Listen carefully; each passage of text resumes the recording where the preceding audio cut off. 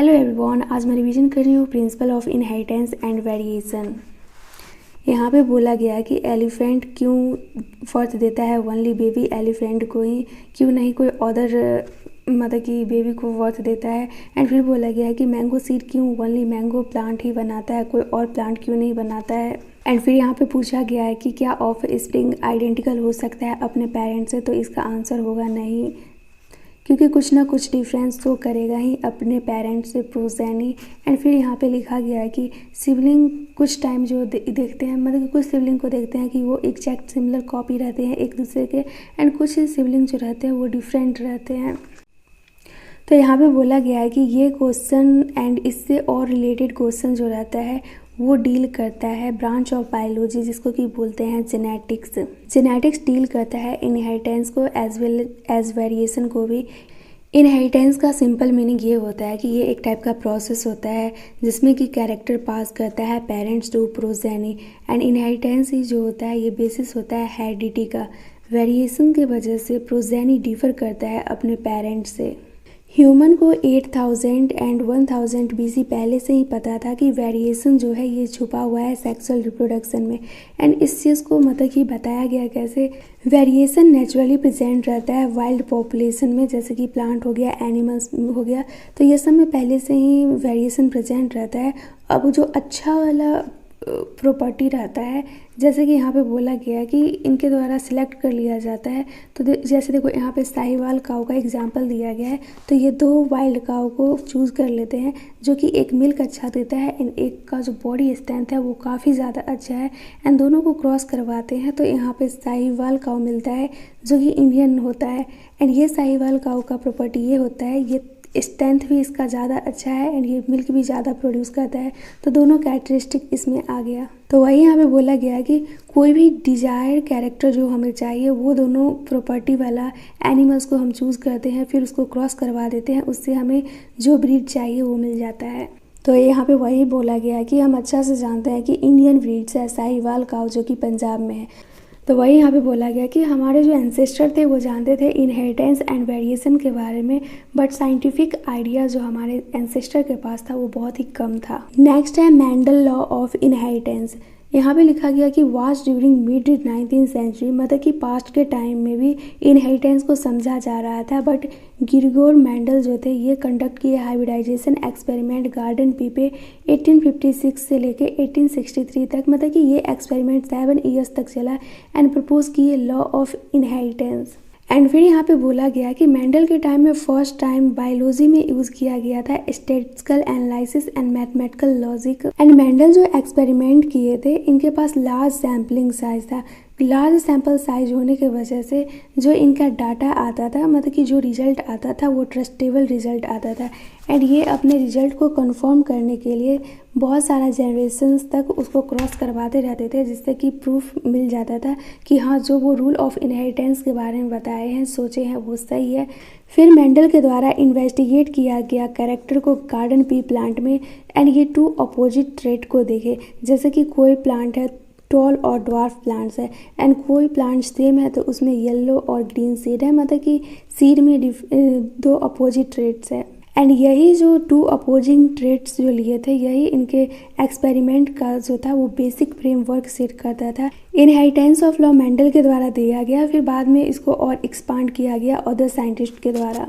Next है Mendel के द्वारा कंडक्ट करवाया गया आर्टिफिशियल पॉलिनेशन।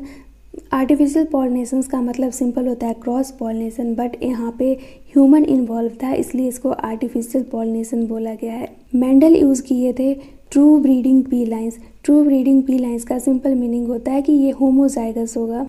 ये है टीटी एंड ये है टीटी, दोनों होमोजाइगस है। तो जब हम इसको क्रॉस करवाएंगे तो यहाँ पे टी एंड टी आएगा, तो यही क्रॉस मल्टीपल जनरेशन्स तक करवाया जाता है। तो वही यहाँ पे बोला गया है कि जब हम होमोजाइगस का क्रॉस करवाते हैं तो कंटिन्यूअस सेल्फ पॉलिनेशन करवाने के बाद भी स्टेबल ट्रेट आता है। मेंडल के द्वारा 14 true breeding P plants variety choose किया गया था, वो पेयर्स में था, मतलब कि 7 कैरेक्टर्स चूज़ किया गया था मेंडल के द्वारा। एक कैरेक्टर डिफरेंट था अदर कैरेक्टर से, इसी को बोला जा रहा है कॉन्ट्रैक्टिंग ट्रेट्स।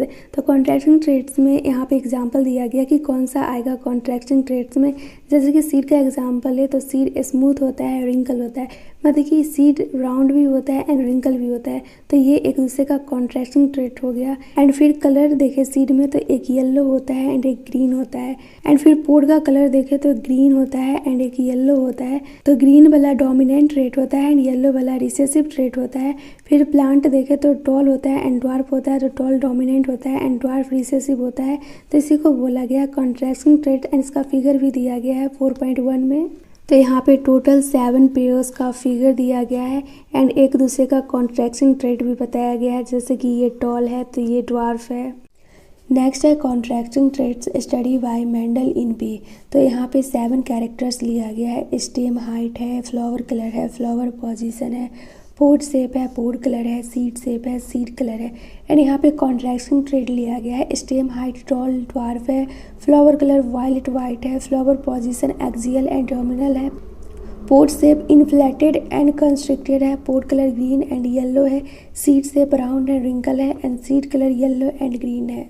तो यहाँ पे येलो जो होता है ये डोमिनेंट होता है एंड ग्रीन जो होता है ये रिसेसिव होता है। तो यहाँ पे देख सकते हैं कैरेक्टर 7 है बट कॉन्ट्रैक्शन ट्रेट जो है ये 14 है।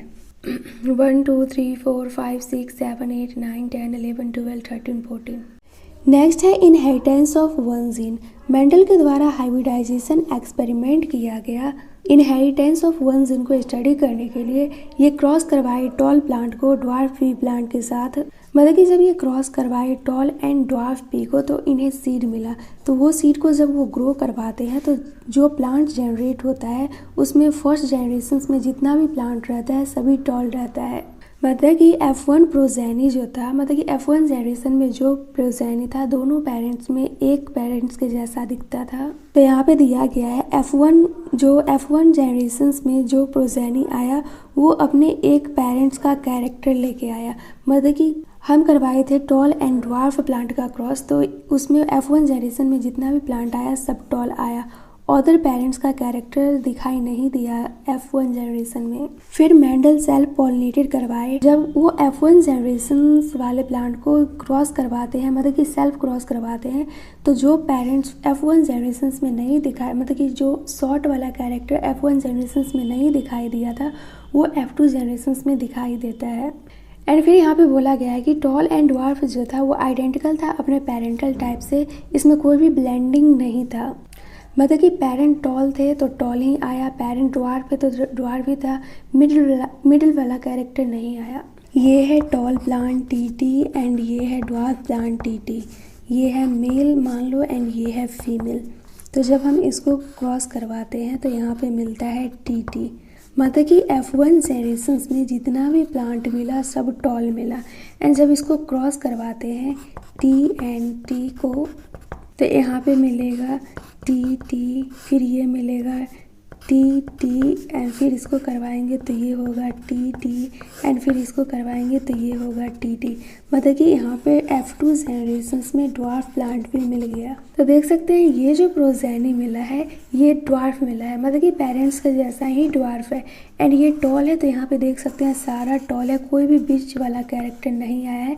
मतलब कि यहाँ पे कोई भी ब्लेंडिंग वगैरह नहीं हुआ है। तो वही यहाँ पे दिया गया है ड्वार्फ प्लांट जो है ये 1/4 का प्रोपोर्शन में है। मतलब कि ये ड्वार्फ है तो ये 1 हो गया एंड 1 2 3 4 टोटल 4 है।